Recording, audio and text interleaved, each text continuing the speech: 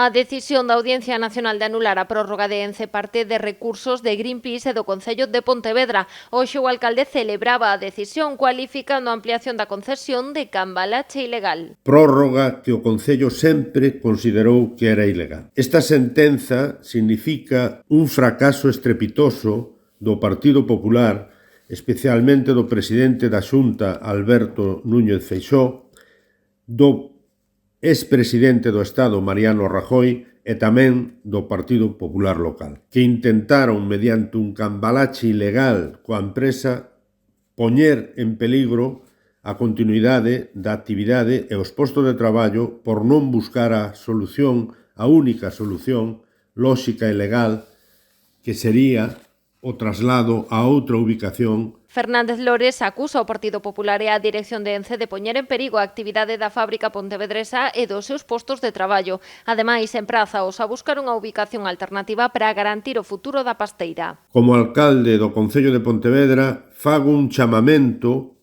á dirección de Ence e especialmente ao presidente Feixóo para que deixen de enganar aos traballadores e a sociedade de Pontevedra e se poñan a traballar na única solución posible, que é o traslado da factoría fora da ría de Pontevedra. Tamén o outro partido do goberno pontevedrés celebrou a sentenza da Audiencia Nacional. Para os socialistas, hoxe é un bo día para Pontevedra e o seu voceiro apelou á mesa de negociación que propoñen dende o seu partido para atopar unha alternativa a Lourizán. Dende a satisfacción pola sentencia, agora o que compre é traballar dende a política, asumir as nosas responsabilidades e buscar solucións para que os traballadores e traballadoras poidan estar tranquilos. E iso pasa pola mesa de negociación, a mesa proposta no seu momento polo Partido Socialista e que agora se constata que é a única alternativa viable para garantizar a continuidade da actividade industrial na nosa comarca e a continuidade e incluso a mellora